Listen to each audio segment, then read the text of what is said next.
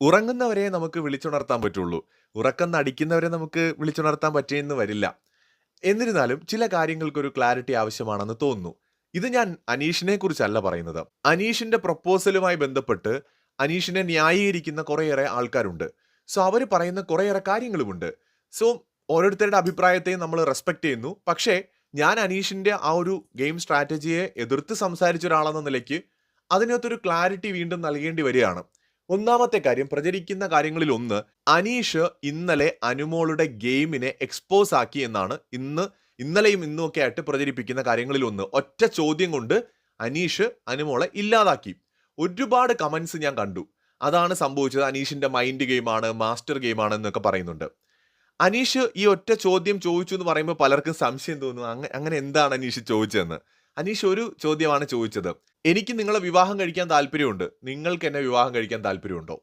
അപ്പോൾ പെട്ടെന്ന് സാധാരണക്കാരായ ആൾക്കാർ ചിന്തിക്കും, ഇതിലിപ്പോൾ എന്താണ് എക്സ്പോസ് ആക്കാനുള്ളത് എന്നല്ലേ. ഒരാളോട് വിവാഹ അഭ്യർത്ഥന നടത്തുകയും ആ ആൾക്കും അതിനോട് താല്പര്യമുണ്ട് എന്ന് ചോദിക്കുകയും ചെയ്യുന്നത് എന്ത് തരം എക്സ്പോസ് ആക്കലാണെന്ന് എനിക്കിപ്പോഴും മനസ്സിലായിട്ടില്ല. അപ്പോൾ ഈ എക്സ്പോസ് ആക്കി എന്ന് ഇതിനെ പറയണമെന്നുണ്ടെങ്കിൽ അങ്ങനെ പറയുന്നവർ അവിടെ പറയുന്ന വേറൊരു കാര്യം കൂടിയുണ്ട്. അനീഷ് ആ വിവാഹ അഭ്യർത്ഥന നടത്തിയത് ഒരു ഗെയിം സ്ട്രാറ്റജി ആണെന്നല്ലേ അതിന്റെ അർത്ഥം. എന്ന് വെച്ചാൽ അനുമോളുടെ എന്തോ ഒരു ഗെയിമിനെ പൊളിക്കാൻ വേണ്ടിയിട്ട് അനീഷ് നടത്തിയ ഒരു വിവാഹ അഭ്യർത്ഥനയായിട്ടാണ് അതിനെ പലരും കാണുന്നത്. അനുമോളുടെ എന്ത് ഗെയിമിനെയാണ് പൊളിക്കാൻ എന്നുള്ളതായിരിക്കും അടുത്ത ചോദ്യം, അത് അനീഷിന്റെ ഗെയിം ആണെന്നുണ്ടെങ്കിൽ. അപ്പൊ എല്ലാവരും പറയും അനുമോൾ അനീഷിനെ കളിയാക്കിയിരുന്നു, അതായത് മറ്റേ കുറെ കാര്യങ്ങളൊക്കെ പറഞ്ഞിട്ട് കളിയാക്കിയിട്ടുണ്ടായിരുന്നല്ലോ, അതിന്റെ പേരിൽ ആ ഒരു ഗെയിം പൊളിക്കാനാണെന്നൊക്കെ പറഞ്ഞേക്കാം. അങ്ങനെ പറയുമ്പോഴും നിങ്ങൾ കുടുങ്ങിപ്പോവും. അതിലേക്കാണ് ഇനി നമ്മൾ പോകുന്നത്. എവിടെ മുതലാണ് അനുമോൾ കളിയാക്കാൻ തുടങ്ങിയത്? അനുമോൾ കളിയാക്കാൻ തുടങ്ങിയത് അനീഷ് ഒരു ടാസ്കിന്റെ ഇടയിൽ ക്രഷ് ഉണ്ടായിരുന്ന കാര്യം പറഞ്ഞപ്പോഴാണ്. ക്രഷ് ഉണ്ടായിരുന്ന കാര്യം പറഞ്ഞപ്പോൾ തന്നെ അനുമോളുടെ പേര് പറഞ്ഞപ്പോൾ തന്നെ ഒരു ഫൺ എക്സ്പ്രഷനൊക്കെ ഇട്ടിട്ട് ഭയങ്കര ഒരു നാണമൊക്കെ അഭിനയിച്ച് നിന്നൊരു സാധനം. അതിനുശേഷം പലപ്പോഴും ഷാനവാസും ആദിലയും നൂറയും ഒക്കെ അനീഷിനെ കളിയാക്കിയിട്ടുണ്ട്. ചില സന്ദർഭങ്ങളിൽ അനുമോളും കളിയാക്കിയിട്ടുണ്ട്. അപ്പോൾ അത്രയും കാര്യങ്ങൾ എല്ലാവർക്കും അറിയാം അല്ലേ. അപ്പൊ അനീഷ് വിവാഹ അഭ്യർത്ഥന നടത്തിയത് ആ കളിയാക്കലുകളിൽ ഹോപ്പ് തോന്നിയിട്ടാണോ വിവാഹ അഭ്യർത്ഥന നടത്തിയത്, അതോ ആ കളിയാക്കലുകളിൽ അനുമോളെ പൊളിക്കാൻ വേണ്ടിയിട്ടാണോ വിവാഹ അഭ്യർത്ഥന നടത്തിയത്? അതിലൊരു ക്ലാരിറ്റി വേണ്ടേ നമുക്ക്? അതായത് അനീഷിന് ഹോപ്പ് തോന്നിയിട്ടാണ് വിവാഹ അഭ്യർത്ഥന നടത്തിയത് എങ്കിൽ നിങ്ങൾ പറയുന്നത് പോലെ ഒറ്റ ചോദ്യം കൊണ്ട് അനുമോളുടെ ഗെയിമിനെ എക്സ്പോസ് ആക്കി എന്ന് പറയുന്ന സാധനം നിലനിൽക്കില്ല. ഇനി അഥവാ അനുമോൾ അങ്ങനെ കളിയാക്കിയത് കൊണ്ട് അനുമോളെ എക്സ്പോസ് ചെയ്യാനായിട്ടാണ് പ്രപ്പോസ് ചെയ്തതെന്ന് പറയുമ്പോൾ അതിനകത്ത് എന്ത് ലോജിക്കാണുള്ളത്? ഒരാൾ കളിയാക്കുകയാണെങ്കിൽ അനുമോൾ, എനിക്ക് ഈ കളിയാക്കലുകൾ താല്പര്യമില്ല, ഇനി മേലാൽ എന്നെ എമ്മാതിരി കാര്യം പറഞ്ഞ് കളിയാക്കരുത് എന്നൊരൊറ്റ കാര്യം പറഞ്ഞാൽ പോരെ. നെവിൻ ഉൾപ്പെടെ പലരോടും ഒരു കൈ അകലത്തിൽ നിന്നാ മതി എന്ന് പറയുന്ന അനീഷിന് അത് പറയാൻ എന്താ ബുദ്ധിമുട്ട്? അപ്പോ ഒരാൾ കളിയാക്കിക്കൊണ്ടിരുന്നു എന്നതിന്റെ പേരിൽ അവരെ എക്സ്പോസ് ആക്കാൻ വേണ്ടിയിട്ട് അനീഷ് വന്നിട്ട് വിവാഹ അഭ്യർത്ഥന നടത്തിയെന്ന് പറയുമ്പോൾ അവിടെയാണ് ഏറ്റവും വലിയ കുരുക്കിരിക്കുന്നത്. അങ്ങനെയെങ്കിൽ ഈ വിവാഹ അഭ്യർത്ഥന നടത്തുന്നതിന് മുമ്പ് വരെ അനീഷ് അനുമോളോട് കാണിച്ച കെയറിങ്, സ്നേഹം, അനുമോളെ സപ്പോർട്ട് ചെയ്ത് നിന്നത്, ഇതെല്ലാം അനീഷിന്റെ ഗെയിം ആയിരുന്നോ? ഈ ഒരൊറ്റ ചോദ്യം കൊണ്ട് അനുമോളെ തകർക്കാനായിട്ട് കാത്തിരുന്ന അനീഷ് അഭിനയിക്കുകയായിരുന്നോ?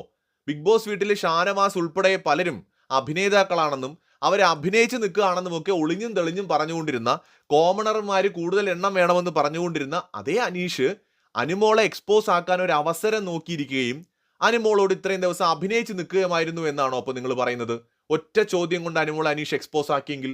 കാരണം ഈ കഴിഞ്ഞ ദിവസങ്ങളിൽ ഒന്നും തന്നെ അനുമോൾ അനീഷിന്റെ പുറകെ അല്ല പോയത്, അനീഷ് അനുമോളുടെ പുറകെയാണ് പോയത്. വീട്ടിലെ എല്ലാവരും അനുമോൾക്കെതിരായി വന്ന സമയത്ത് അതിലെ ശരി തെറ്റുകളെ കുറിച്ച് നമ്മൾ ഓൾറെഡി സംസാരിച്ചിട്ടുണ്ട്. എന്നിരുന്നാലും ഹൗസിലെ എല്ലാ കുടുംബാംഗങ്ങളും അനുമോളുടെ എതിരെ നിന്നപ്പോൾ അനുമോൾക്കൊപ്പം അനീഷാണ് നിന്നത് അങ്ങോട്ട് പോയിട്ട്. അനുമോൾ സോഫയുടെ പുറകിൽ പോയി കിടന്ന് മിണ്ടാതെ ആരെയും ശല്യപ്പെടുത്താതെ ഉറങ്ങിയപ്പോൾ അവിടെ പുതപ്പും തലേണ എടുത്തുകൊണ്ട് കൊടുത്തിട്ട് അനുമോൾ തണുക്കും, മൂടി പുതച്ചുറങ്ങിക്കോളൂ എന്ന് പറഞ്ഞത് അനീഷാണ്.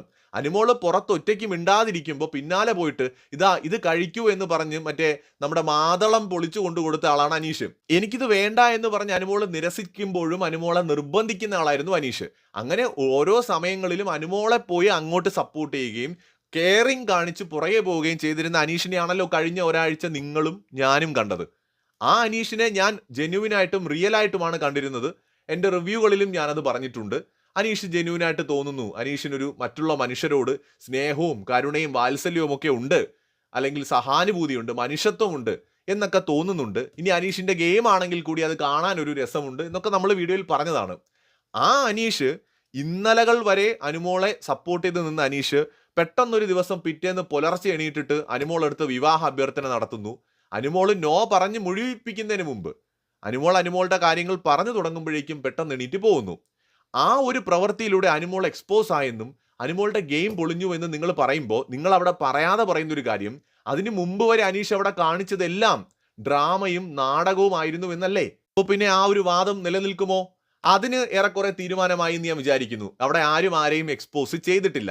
അല്ലെങ്കിൽ തന്നെ എന്താണ് എക്സ്പോസ് ചെയ്തത് എന്നും കൂടെ പറയണ്ടേ? എക്സ്പോസ് ചെയ്തു എന്ന് പറയുമ്പോൾ അനുമോള് കളിയാക്കിയതിനെയാണോ എക്സ്പോസ് ചെയ്തത്?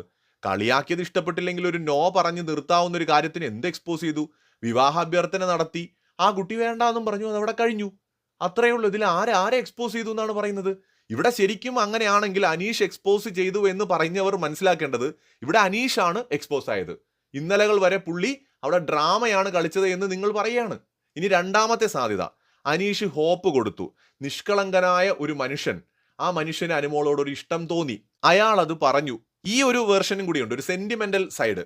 അവിടെയും ചില പ്രശ്നങ്ങളുണ്ട്. ഒന്ന്, അനീഷ് തന്നെ ആ ക്രഷിന്റെ കാര്യം പറഞ്ഞപ്പോൾ വേറെ ഇഷ്ടങ്ങളൊന്നും അല്ല എന്ന് പറഞ്ഞിട്ടുണ്ടായിരുന്നു. ആ സമയത്ത് തന്നെ ജസ്റ്റ് ഒരു മേക്കപ്പ് ഒക്കെ ഇട്ട് തരുമ്പോൾ തോന്നുന്ന ഒരു ഇഷ്ടം മാത്രമാണെന്ന് അനീഷ് പറഞ്ഞിട്ടുണ്ട്. അവിടെ അനുമോള് മേക്കപ്പ് ഇട്ട് കൊടുക്കുന്ന ആൾ അനീഷ് മാത്രമല്ല, സാബുമാൻ ഉൾപ്പെടെ പല പുരുഷ മത്സരാർത്ഥികൾക്കും മേക്കപ്പ് ഇട്ട് കൊടുത്തിട്ടുണ്ട്. അവർക്കൊന്നും തോന്നാത്തൊരു ക്രഷ് പക്ഷെ അനീഷിന് തോന്നിയെന്ന് തന്നെ ഇരിക്കട്ടെ. പുള്ളി മുമ്പ് പെങ്ങളാണ് എന്ന് പറഞ്ഞിട്ടുള്ള കാര്യങ്ങളൊക്കെ പോട്ടെ, ക്രഷ് തോന്നിയതിന് ശേഷം ആ കളിയാക്കലുകൾ അദ്ദേഹത്തിന് ബുദ്ധിമുട്ടായിട്ട് തോന്നിയെങ്കിൽ അദ്ദേഹത്തിന് അത് തടയാമായിരുന്നു. അതും അദ്ദേഹം ചെയ്തിട്ടില്ല. അതും പോട്ടെ എന്ന് നമുക്ക് വയ്ക്കാം. ബിഗ് ബോസ് വീടിനകത്ത് അനീഷിന് ക്രഷ് തോന്നിയ ആദ്യത്തെ ആളല്ല അനുമോളെന്നും കൂടി നമ്മൾ ഓർക്കണം. ജിസേലിനോടും ക്രഷ് തോന്നിയിട്ടുണ്ട് അദ്ദേഹത്തിന്. അപ്പോൾ അനുമോള് കളിയാക്കുന്നത് ആ ഒരു സെൻസിലാണ്. അനുമോളടുത്തും ജിസേലിന്റെ അടുത്തും ഒക്കെ ക്രഷ് തോന്നിയിട്ടുള്ള ഒരാളാണ് അനീഷ്.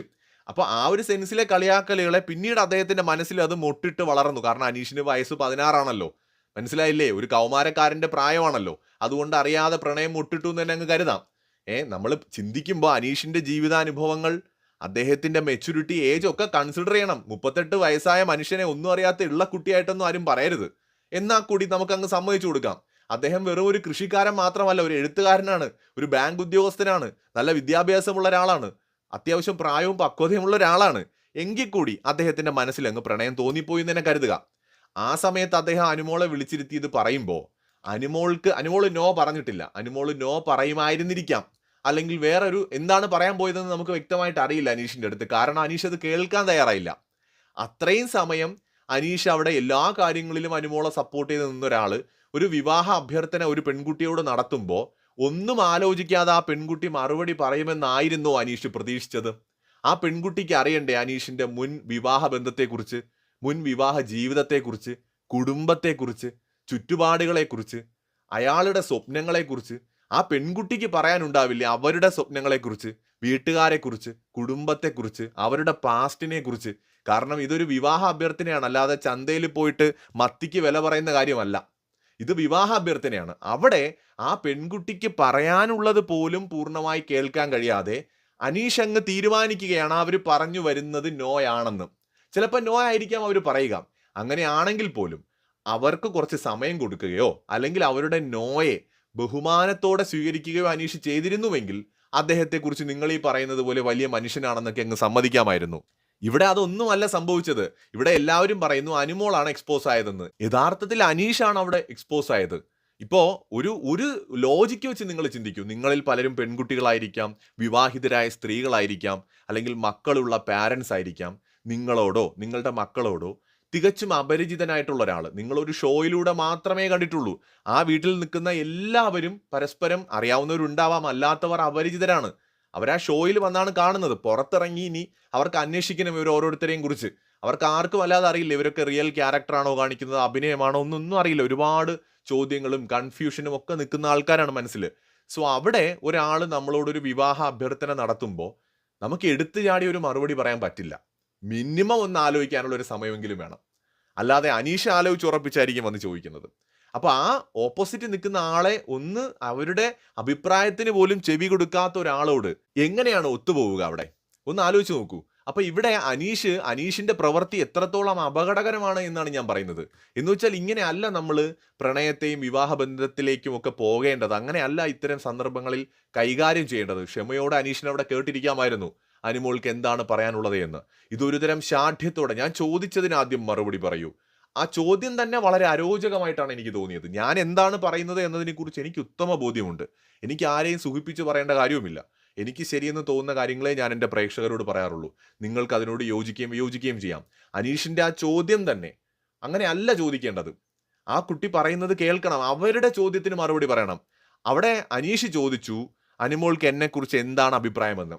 അനുമോള് മറുപടി കൃത്യമായി പറയുന്നു. തിരിച്ച് അനുമോള് ചോദിച്ചു, അനീഷേട്ടൻ എന്താണ് എന്നെക്കുറിച്ച് അഭിപ്രായം. അത് അയാൾക്ക് മറുപടി പറയാൻ താല്പര്യമില്ല. അയാൾക്ക് അവിടെ അറിയേണ്ടത് വിവാഹം കഴിക്കണമോ ഇല്ലയോ, കഴിക്കാൻ തയ്യാറാണോ ഇല്ലയോ എന്ന ചോദ്യത്തിന്റെ ഉത്തരമാണ്. ഇങ്ങനെയാണോ നിങ്ങൾ ഒരാളെ പ്രപ്പോസ് ചെയ്യേണ്ടത്? ഇത് എന്ത് തരം പ്രണയമാണ്? എന്ത് തരം പ്രപ്പോസലാണ്? ഇവിടെ എന്താണ് നമ്മുടെ ഓപ്പോസിറ്റ് നിൽക്കുന്ന ആൾക്ക് കൊടുക്കുന്ന ബഹുമാനം? യാതൊരു റെസ്പെക്റ്റും ഇല്ലാതെയാണ് അനീഷ് അവിടെ ഡീൽ ചെയ്തത്. എന്തുകൊണ്ടാണ് അനുമോൾ അനീഷിന്റെ പിന്നാലെ പിന്നെ പോയതെന്ന് നമ്മൾ ആരെങ്കിലും ചിന്തിച്ചോ? അവിടെ അനുമോൾക്ക് പറയാനുള്ളത് മുഴുവൻ അനീഷിന് കേട്ടില്ല. അനുമോൾക്ക് അത് പറയണം അനീഷിനെ. ആ മനുഷ്യനെ അയാൾ ഹേർട്ടായോ, അയാൾക്ക് വിഷമായോ, അപ്പൊ എന്തുകൊണ്ടാണ് താൻ നോ പറയുന്നെങ്കിൽ അതിന്റെ റീസൺ എന്താണ് എന്നൊക്കെ അനുമോൾക്ക് പറഞ്ഞ് അയാളെ ബോധ്യപ്പെടുത്താനാണ് അയാളുടെ പുറകെ പോകുന്നത്. പക്ഷെ അയാൾ എങ്ങനെയാണ് അനുമോളെ ഡീൽ ചെയ്യുന്നതെന്ന് നമ്മൾ കണ്ടു. അപ്പൊ ഇവിടെ അനീഷ് അനുമോളെ എക്സ്പോസ് ആക്കി എന്ന് പറയുന്നവരെ എങ്ങനെ എക്സ്പോസ് ആക്കി എന്നും കൂടി പറയണം. ഇനി രണ്ടാമത്തെ വിക്ടിം ആ കാർഡാണെന്നുണ്ടെങ്കിൽ, ഹോപ്പ് തോന്നിപ്പോയെന്നാണെങ്കിൽ എന്താണ് ഈ പറയുന്നത്? എന്ത് ഹോപ്പ് കൊടുത്തു എന്നാണ് പറയുന്നത്? കളിയാക്കലുകൾ പോലും തിരിച്ചറിയാൻ കഴിയാത്ത ഒരാളാണോ അനീഷ്? അത്ര പോലും അദ്ദേഹത്തിന് ഇത്രയും അനുഭവവും ജീവിത പരിചയമുള്ള ആളിന് അത്ര പോലും അറിയില്ലേ? ഇനി അഥവാ ഹോപ്പ് കൊടുത്തെങ്കിൽ തന്നെ ഇങ്ങനെയാണോ ആ വിഷയത്തെ കൈകാര്യം ചെയ്യേണ്ടത്? ആണോ? ബിഗ് ബോസിന് പുറത്തിറങ്ങിയിട്ട് സംസാരിക്കാം. അപ്പൊ ഇതൊരു ഗെയിമാണ്. അനീഷ് ഒരു ഗെയിം കളിക്കാൻ നോക്കി. ഇപ്പൊ കളിച്ചുകൊണ്ടിരിക്കുന്നത് വിക്ടിം കാർഡാണ്. ഇത്രയും കാലം അനുമോളോട് എന്താ പറയാ, ഒറ്റപ്പെടരുത്, കൂട്ടുകൂടി നിൽക്കണമെന്നൊക്കെ പറഞ്ഞ് അനുമോളെ കൂട്ടിലേക്ക് കൊണ്ടുപോയിട്ട് സൗഹൃദങ്ങളെ വീണ്ടും കെട്ടിക്കൊണ്ടുവന്ന് അവിടെ നിർത്തിയിട്ട് അനീഷ് ഒറ്റപ്പെടൽ സ്ട്രാറ്റജി സ്റ്റാർട്ട് ചെയ്തു എന്നുള്ളതാണ് ഇന്നലെ സംഭവിച്ചത്. ശരിക്കും ഇവിടെ എക്സ്പോസ് ആയത് അനീഷ് ആണെന്നാണ് എനിക്ക് തോന്നുന്നത്. മറ്റൊരു വീഡിയോയുമായി വീണ്ടും വരാം.